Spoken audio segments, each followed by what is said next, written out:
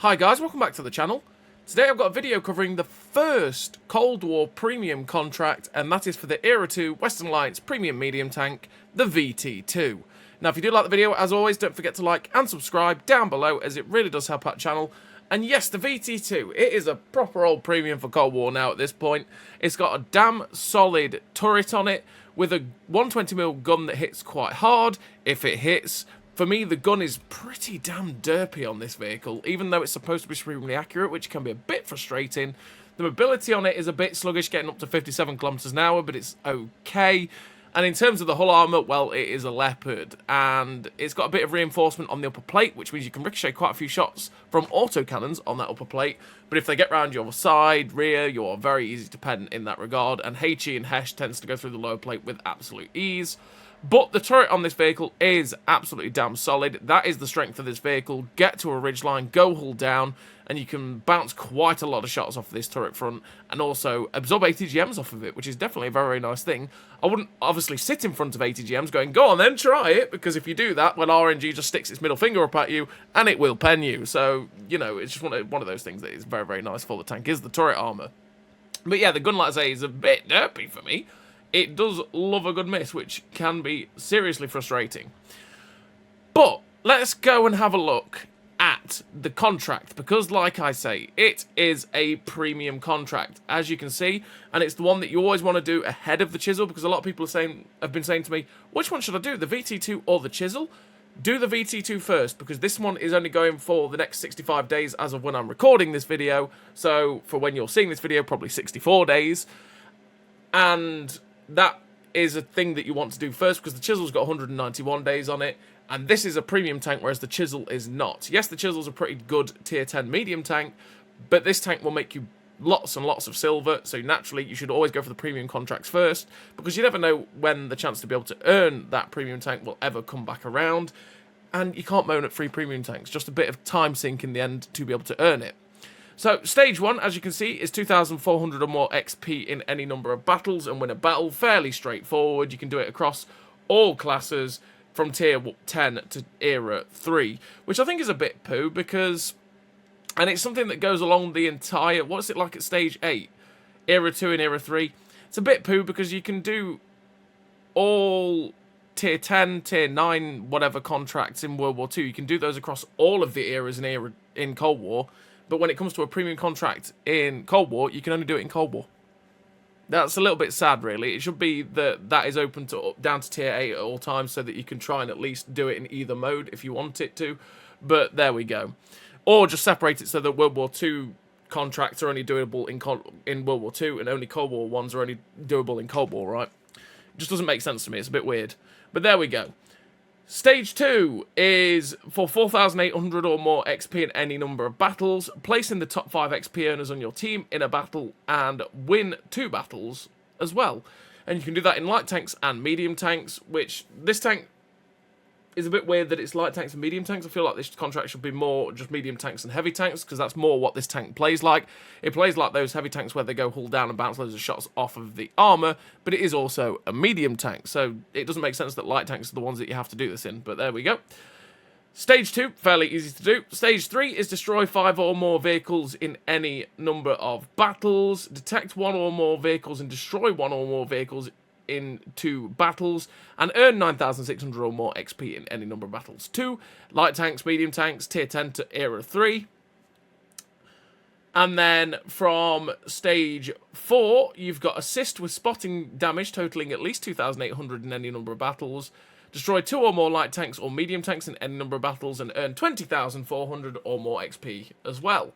And again, it's light tanks, mediums, tier 10 to era 3. The 5th stage is assist with spotting damage totaling at least 1 times your maximum health.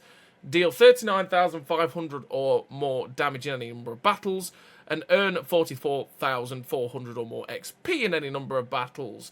Now, with the assist one, you're probably going to be taking out light tanks naturally to go try and get this assistance, but you can only do that in Cold War now from stage 5.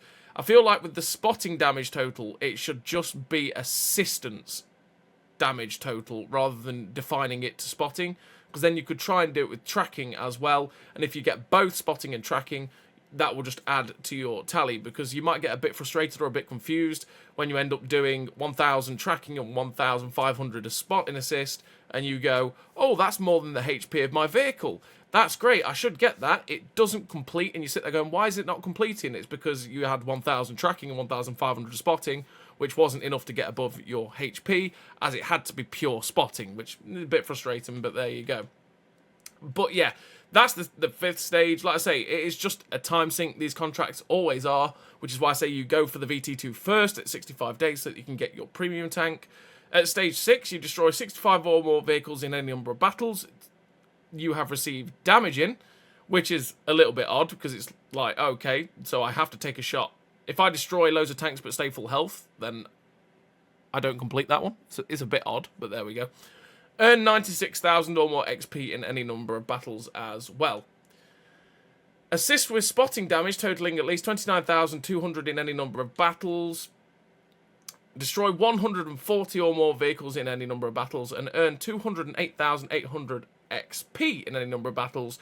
And from this point, and from what, stage 6 as well? No, from stage 7, you can only do this in Era 2 and Era 3. And then at stage 8, it's just a flat earn nearly 460,000 XP.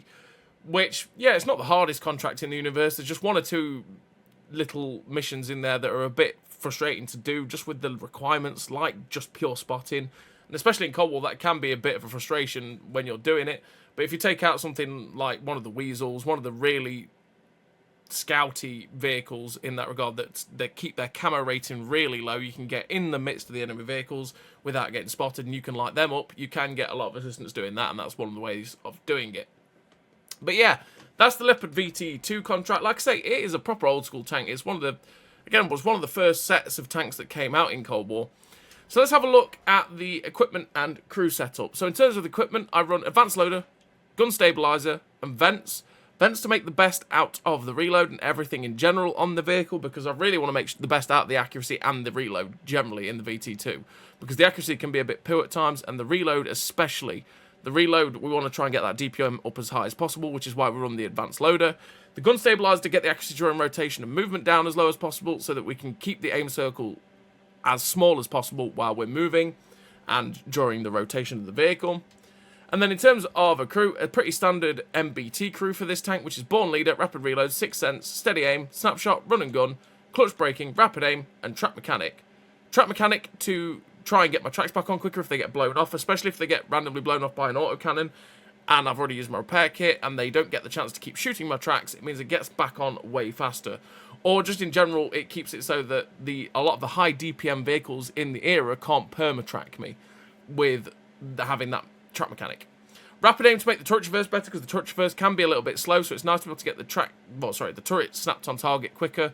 Clutch braking to make the track traverse faster, so that the tank can turn on a sixpence way quicker, keep the front to the enemy vehicles, and just be able to rotate as quickly as possible and get out of dodge. All three gun perks, because like I say, this gun, even though it says it's accurate, it's pretty derpy at times. It can be really, really frustrating. So it's nice to be able to make it as good as possible with all three gun perks. And these four, you're going to run on pretty much every tank in Cold War. So in terms of the statistics of the VT2, as you can see, you've got a 65 km/h top speed, 25 km/h reverse speed, 830 horsepower engine, a 17.76 horsepower per ton ratio. So you will hit the 65 km/h top speed, but it can be a little bit sluggish getting there. The 25 km/h reverse speed is also pretty good getting backwards around corners and stuff like that. But yeah, generally with the 65, it will hit it, especially if you're going downhill a little bit, you will get there. But generally, just the mobility on this vehicle does feel that little bit more sluggish with it, compared to if you were to play any of the other Leopards. You've got 45.94 degrees a second on the hull rotation speed, which means the tracks do turn pretty quickly. With a 47.35 degrees a second turret rotation speed, it means the turret does turn very quick, and it turns way quicker, well, I say way quicker, it turns 2 degrees quicker than your hull, which is quite nice, which means if you're turning the opposite way to where you're trying to get your turret to go, your turret will just about keep going ahead of the tracks. Ground resistances don't really hold the tank back, because they don't really exist that badly on this vehicle, just like most other Cold War tanks. 620 metres of view range is pretty damn nice for the vehicle. You'll spot for yourself quite well with that too. 0.6 accuracy during rotation is not too bad, with a 1.35 accuracy draw and movement. As a pair, they are very, very nice. It means the aim circle doesn't bloom out that horrendously. And you've got a 2.08 second aim time, which means if it does, you're aiming still fairly quickly. But the general aim time feels a little bit slow for what quite a few tanks have in Era 2 for this kind of gun. You've got 9 degrees of gun depression, which is very, very flexible for a ridgeline, and especially for just going hull down and only showing your turret front. That can be very, very nice for the VT2. You've got 6.97 second reload, which is 4.4k DPM, which isn't the best in Era 2. A lot of tanks starting to push 4.6, 4.7, so 4.4 is quite low for this vehicle. You got 0.27 accuracy, by the way, as well, which feels like a lie half the time, because this tank just seems to spoon shots out of this gun. You sit there going, how did that miss? I've got 0.27 accuracy, surely that should have hit, really? And you go, what gun? You know, it's one of those tanks for that. You got 480mm of penetration on the standard APFS DS round, with 504 penetration on the premium APFS DS round, and 490 pen on the heat rounds, which you will never take, because your standard and premium rounds are generally way better in terms of penetration than the other two rounds. So you may as well just stick with the APFS DS, where you won't have the frustration of getting your shells absorbed like you will with the heat rounds. And 510 alpha on those shells is pretty hefty in terms of how hard it hits as well for this kind of medium tank. So that is pretty good for the VT2. With 1650 meters a second shell velocity on both the premium and standard APFS DS, which means the shell velocity is very quick. I mean, you don't have to give too much lead at distance to be able to hit the shots, unless you're firing at extreme ranges. And you've got a 155% silver bonus, which means this vehicle does make pretty decent silver, and it is in Era 2, so they generally do make pretty decent silver as well. But yeah, that is the VT2. Like I say, with this tank, if you feel like the speed just isn't good enough, you could run the traction system and you'll try and get up to 71 kilometers an hour. But generally, like I say, with the mobility of this tank, it feels just a little bit sluggish. So you might want to consider running the powertrain instead to be able to just give the extra oomph in the engine and get you up to that top speed, no problemo whatsoever. If you feel like the gun handling is good enough, you could also just drop the gun stabilizer and run the traction system alongside the powertrain and really get that top speed going, right? It's really down to you and how you feel comfortable playing the vehicle. As always, that's just how I like to play the VT2. But yeah, that's the VT2. So what I'm going to do now is send you over to the replays where you can watch this tank in action, see how it handles, and just see if this tank's a bit of you. But like I say, you really want to try and do this contract so you can get yourself a free premium tank, because free premium tanks will always take. So as always, everybody, I'll see you in the replays.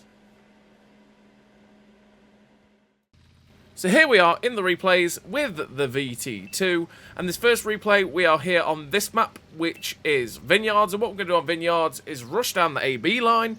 And the reason we want to do that in this vehicle is because we can go get hull down in many, many positions in this tank, and then we can try and shoot their snippety snipers that are sitting at J9, because there's always those tanks that go and sit there, and they can generally make for easy pickings. So we put our first shot down range there at the M163 VADS, and that shot somehow missed the VADS. We aim it. Sadly, we ricochet off the side of that guy, but that was just a bit of bad luck with the fact that he didn't keep turning. We do put that shot, though, into the back of the VADS, and we'll take that to the bank and back. Just watching to see what the VADS does, or see if the T80 gives us a shot, but no one's really given us that shot. Can't see the T80B, so instead, I'm now going to turn my attention and focus onto the line that I'm currently sitting on. So what we want to do is try and just keep my eye over the ridge. You can see I'm trying to use true vision to see if I can notice any tank silhouettes as I'm progressing, so that I can, again, know where the vehicles are going to come from. Didn't see the TR-580, but we do manage to hit a shot on the move, and it ricochets off his upper plate. That tank's got no armor, so it's a bit frustrating that we bounced that. But then it must have hit him at a weird angle, and we did hit it on the move. My heavy tank YOLOs into the TR-580, so, well, I'm going to oblige him. I'm going to come in and help. He puts a shot into the upper plate, putting him down to a one-shot for me. He shoots me! Okay then, Mr. TR-580, and we finish off the TR-580 there with a shot through the upper plate. He shot me over the T-72M. That's rude, bro. The M60A2 is looking for a shot into us. I don't fancy taking a big hit from that guy. We see the drive wheel.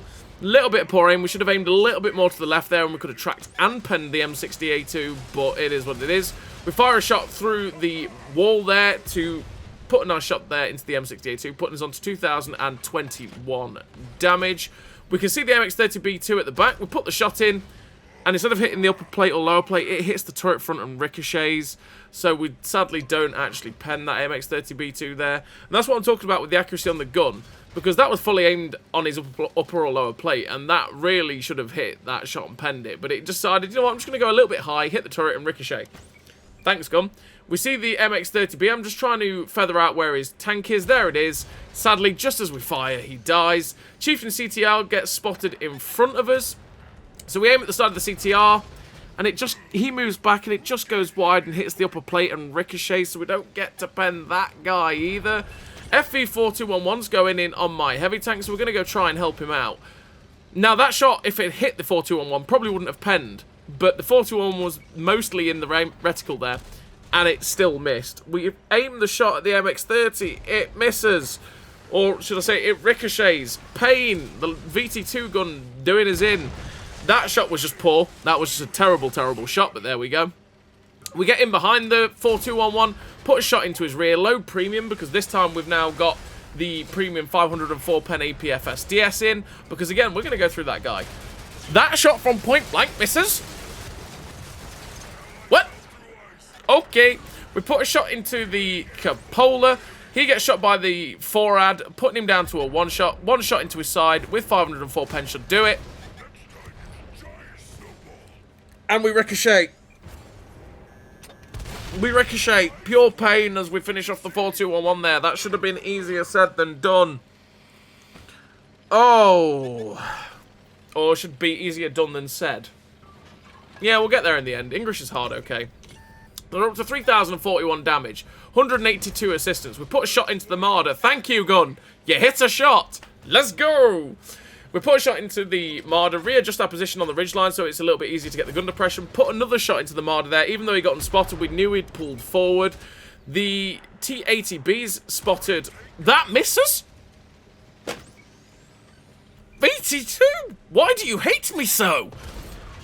The Bandit comes in. We put a shot into the upper plate of the Bandit. We're never going to miss that. The forad starts machine gunning the Bandit there with his autocannon, which is great because that gets that guy down to one shot. I was thinking, oh no, I might die to this guy. But we put one shot into him through the smoke, and the forad finishes him off. There's a light tank coming in, so I'm just sitting in the smoke to make sure that it's easy for him to be able to use his autocannon or ATGMs against me. And the forad puts a shot into him to finish him off with my help as well with the shot into him. We actually hit the T-80B that time in the side. Exact same shot as the first one. No idea where the first one went, but we'll take that one. We get a shot into the MX-30B2 to finish him off. We're up to 6,043 damage. Visible rage. With 343 assistance, and there's two tanks left. There's a light tank and a TD. We have no idea where they are. But we are getting spotted every time we pull forward, so we know they're in front of us somewhere. And there's the CTR. Aim for the cupola on top. That one flies through, straight through the cupola. The Bagel Panzer gets spotted. We see the turret of the Bagel Panzer. Put a shot in for 444. That's a satisfying damage number. Even if it's a low roll, it's a satisfying damage number.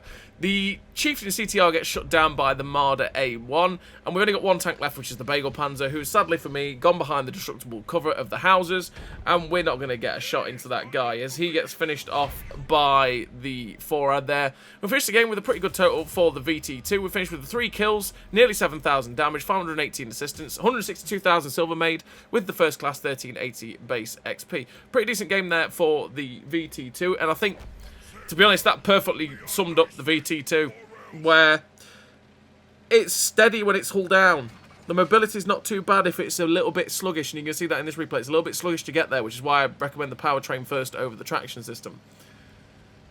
And the gun is nice when it hits, but for some reason there is just a lot of times where shots dip, and shots that look like they should hit, like on that T-80B, just sit there going, eh? That missed? VT-2? What, please? You know, the VT-2 is just one of those, it's really frustrating for me because of the gun, where I sit there going, it should be good, but it just loves missing stupid shots. You know, it's one of those. But we're on to the second replay. And this one, we are on Hellfire Pass. And on Hellfire Pass, what I'm going to do is go to this little position here on this ridge, because I can get easy shots at the guys that do go up onto that ridge line there. But we get spotted as soon as we get here, so it's like, what is looking at me? Oh, I don't want to get ATGM'd, so I've got to be careful. I'm looking for tank silhouettes, but again, just can't see anyone. And there's the tank that probably spotted me. It's the Weasel. We missed the shot, though, sadly, as, well, they're quite difficult to hit when they're travelling at full speed, and we didn't give it enough lead. We go for the side there of the 120, because I knew I should be able to go through the side and track and pen him, and we get a little bit of fortunate times there with setting the 120 on fire. We see the Weasel. He's managed to dodge through the entire team, so I'm keeping my eye on him, watching where he's going, and we just mistimed that one. That was just very bad timing, as he got unspotted just before he came back round those buildings. But we are keeping our eye on him. There we go. We see the smoke of him. Wait for him to drive into the gun. Finish him off. We didn't want to let that Weasel get away with what he was going to be trying to do. We didn't want to lose sight of him, so we kept our eye on him with the true vision to see if he was going to come back round and try and get some shots into me. And we finished him off. We see the BZT-70 in the distance, and we went for the lower plate there, and the gun said, yeah, I could. But that bit of dirt looks a bit of something something. I like to hit that. And the APF SDS definitely hit that. Pain. Absolute pain. So we put a shot into the Object 120. I would like to get rid of that Object 120 if I can, because... oh, this gun! What is this about this gun? How does it hit a shot like that but miss some of the shots it hit? Oh, frustration. But yeah, we wanted to get rid of that Object 120 because he could quite easily stay unspotted, and we didn't want to take a big hit from that guy. So we got a bit fortunate as well with how accurate the gun hit that shot, but there we go, we'll take it because of all the other shots it's like to miss for us. We put some shots into the BZT-70 and the MX-30.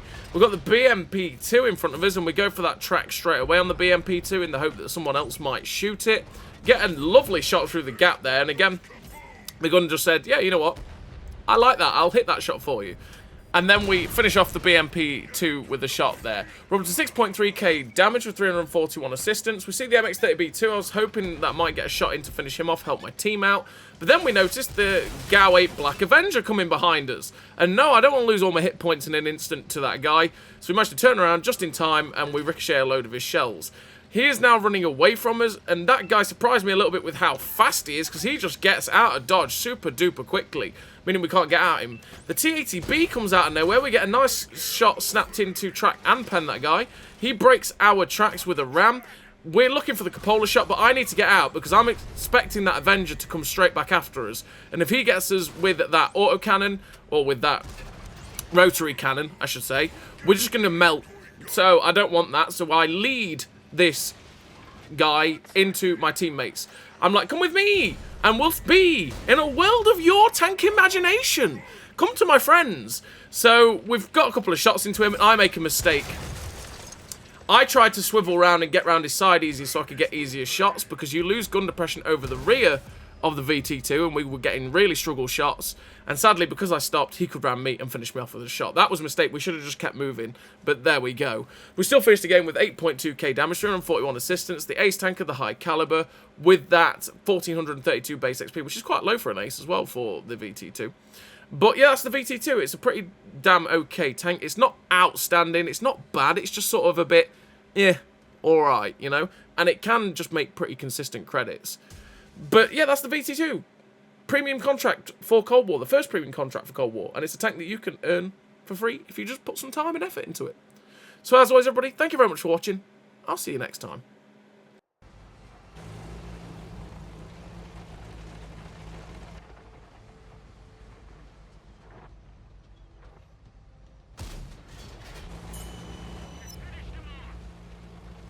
A great success!